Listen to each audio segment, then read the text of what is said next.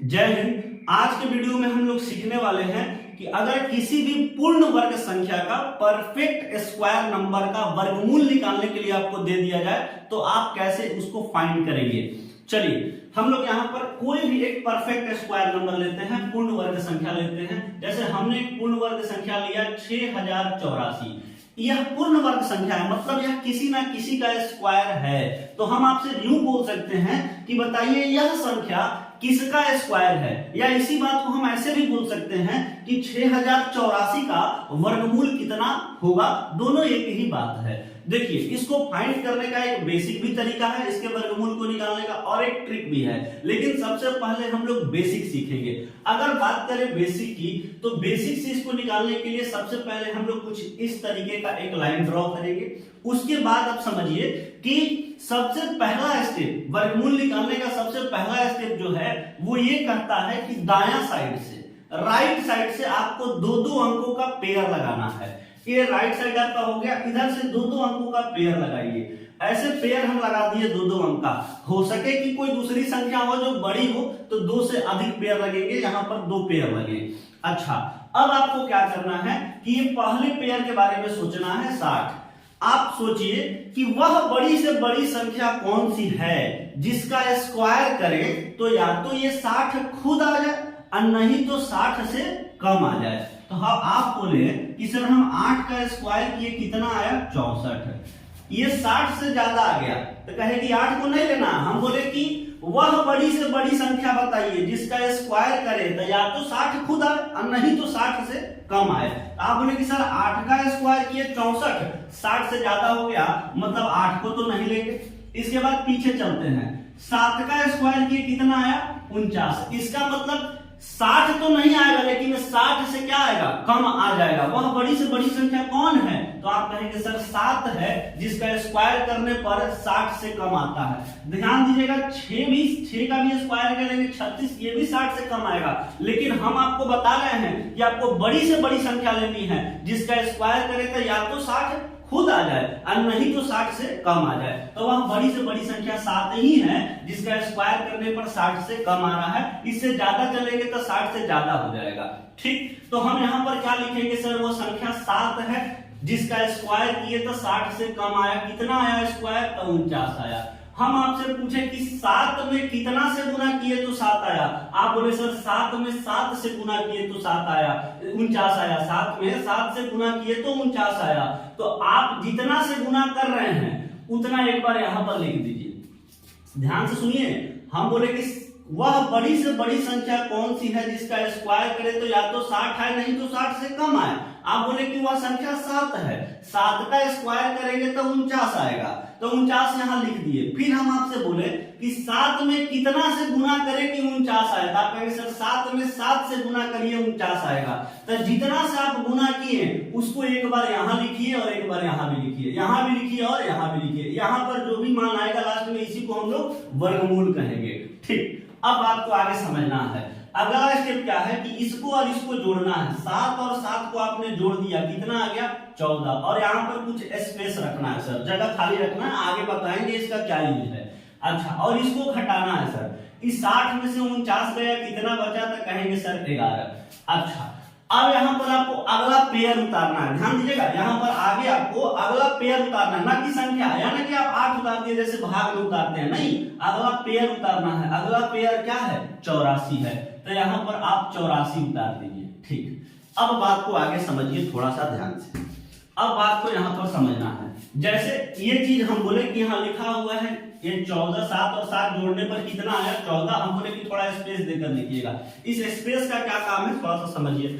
यहाँ पर अगर यहाँ पर आप 2 लिखेंगे तो ये बन गया 142। अगर यहाँ पर आप 2 लिखे यहाँ पर तो आपको इस 142 में 2 से गुना कराना पड़ेगा।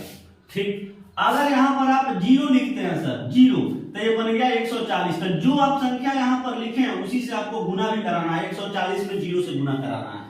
अगर यहाँ पर आप 7 लिखे हैं तो यहाँ भी आपको 7 से गुना कराना पड़ेगा, मतलब 147 में 7 से गुना कराना पड़ेगा।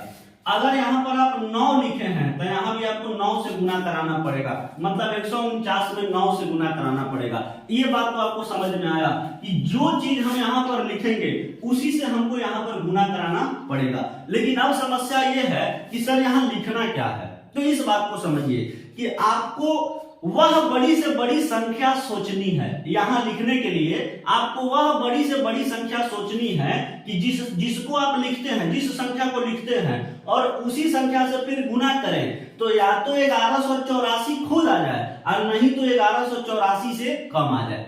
मेरे बात को दोबारा समझिए, यहां पर आपको कुछ ऐसी संख्या सोचनी है, वह बड़ी से बड़ी संख्या सोचनी है कि जिसको यहां लिखें और फिर उसी संख्या से, मतलब जिसको यहां लिखे उसी संख्या से फिर इसमें गुना करें, तो या तो 184 खुद आ जाए और नहीं तो 184 से कम आ जाए। ऐसा आपको सोचना है। तो जैसे मान के चलिए कि ये 14 और यहाँ खाली स्थान लिखा हुआ है, हम यहाँ पर मान के चलिए 9 रखते हैं। 9 अगर हम यहाँ पर 9 रखें तो गुना भी किससे कराना पड़ेगा? 9 से। हम कराते हैं गुना, कहेंगे सर 9 81 की 1 हासिल कितना लगा?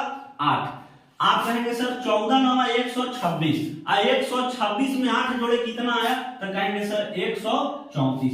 ये 1341 जो आया है इससे ज्यादा है। हम बोले आपको यहाँ पर एक ऐसी संख्या रखनी है कि उसी से गुना कराएं, तो या तो ये संख्या खुद आ जाए और नहीं तो इससे क्या आ जाए? कम आ जाए। वह बड़ी से बड़ी संख्या आपको सोचनी है। तो 9 रखे तो ज्यादा आ गया।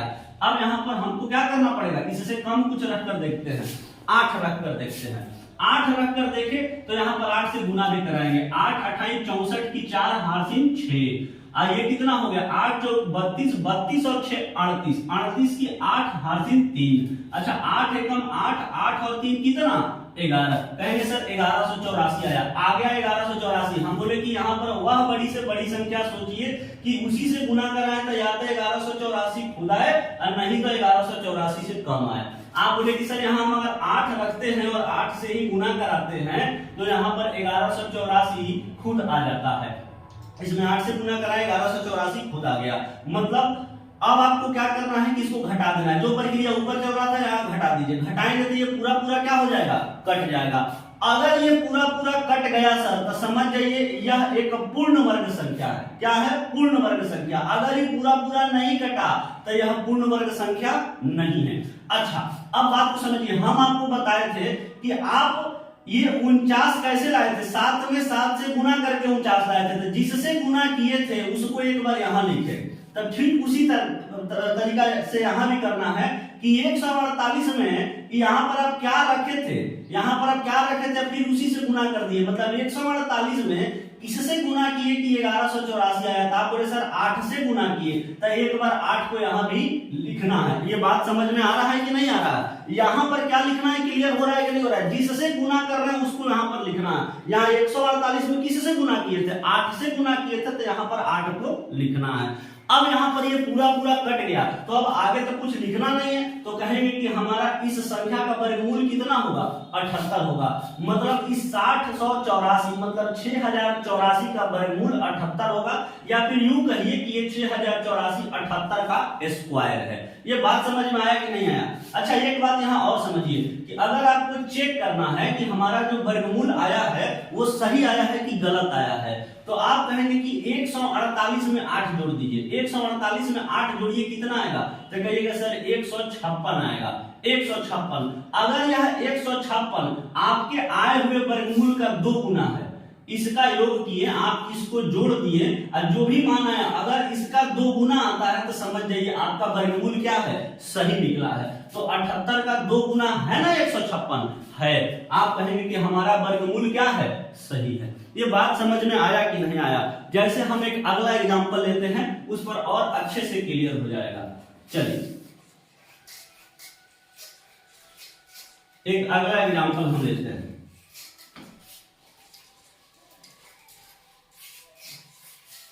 जैसे हम एक संख्या लिखा यहां पर 43,681 और हम पूछे कि इसका वर्गमूल बताइए कि कितना होगा।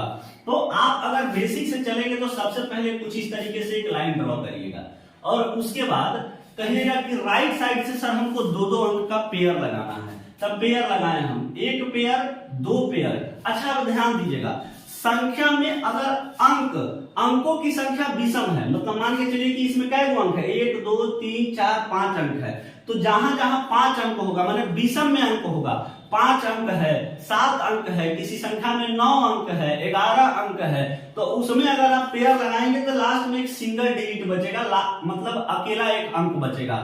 और अगर सम में संख्या है, मतलब ऐसी संख्या जिसके अंक सम में है, मतलब ऐसी संख्या जिसमें आपको 4 अंक है, 6 अंक है, 8 अंक है, 10 अंक है, तो उसमें आपको दो का पूर्ण पेयर लगेगा। लेकिन ऐसे संख्या जिसके अंकों की संख्या विषम में है, मतलब ऑड है, तो आप कहेंगे उसमें लास्ट में इस तरीके से एक सिंगल डिजिट, एक अकेला अंक बच जाएगा। तो जब इस तरीके का सिचुएशन बने तो आप अकेले उस पर पेयर लगा दीजिए, अकेले उस पर बार लगा दीजिए। ठीक, अब बात को समझिए, फिर प्रक्रिया वही है सर, वह बड़ी से बड़ी संख्या, एक एक पेयर को सॉल्व करते चलना है, बार को सॉल्व करते चलना है। यहाँ जिसके ऊपर लगाया 4 के ऊपर लगाया तो पहले 4 को ही सॉल्व करना है।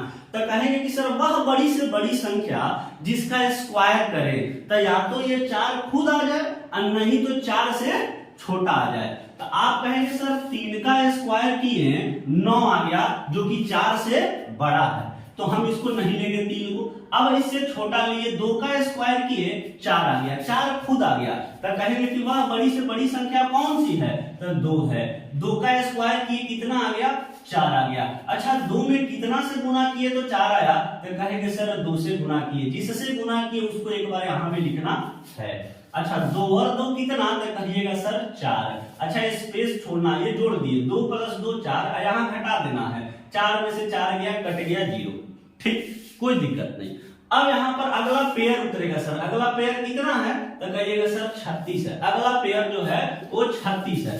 अब आपको सोचना है कि यहाँ कौन सा बड़ा से बड़ा अंक रखें कि उसी से फिर गुना करें, यहाँ कौन सी बड़ी से बड़ी संख्या रखी जाए कि उसी से फिर गुना करें, तो या तो 36 खुद आ जाए और नहीं तो 36 से कम आ जाए। आप सोचिए यहाँ पर आप क्या रखेंगे, अगर आप यहाँ 1 रखें और फिर 1 से ही गुना करना पड़ेगा, जो रखें उसी से गुना करिए, 1 रखें और 1 से आपने यहाँ गुना किया तो ये आ गया 41, जो कि 36 से बड़ा हो गया। तो हम बोले कि बड़ा नहीं जाना, या तो वो खुद आ जाए नहीं तो उससे कम आ जाए। आप कहेंगे सर 1 नहीं रखते हैं, अब 0 रख के देखते हैं, क्योंकि 1 पर तो बड़ा हो जाता है। तो 0 से गुना किए कितना आ गया, 0, जो कि 36 से कम है, तो यहाँ 0 रखना है। गुना भी किसे कराना है, 0 से, कितना आ जाएगा, 40 × 0, 0 आ जाएगा। अच्छा जिससे गुना किए एक बार उसको कहाँ लिखना है, यहाँ भी लिखना है। अब यहाँ पर जोड़ दीजिए, 40 में 0 जोड़े कितना आ गया, 40, और कुछ स्पेस रखना है सर, घटाना है, 36 में से 0 घटा दिए कितना आ गया, 36। अच्छा अब अगला पेयर उतरेगा, अगला पेयर कितना है, 81 है, अगला पेयर 81। अब फिर दोबारा यहाँ पर एक ऐसी संख्या सोचिए, वह बड़ी से बड़ी संख्या सोचिए कि जिसका फिर उसी से गुना कर दिया जाए, यहाँ जो भी रखें और जो ये संख्या बन गया तो जो रखें यहाँ पर उसी से फिर गुना कर दिया जाए, तो या तो 3681 खुद आ जाए और नहीं तो 3681 से कम आ जाए। ये आपको सोचना है। अब यहाँ पर थोड़ा सा हम लोग सोचेंगे कि यहाँ पर कौन सी संख्या रखी जाए और फिर उसी से गुना किया जाए, तो या तो 3681 खुद आ जाए और नहीं तो 3681 से कम आ जाए।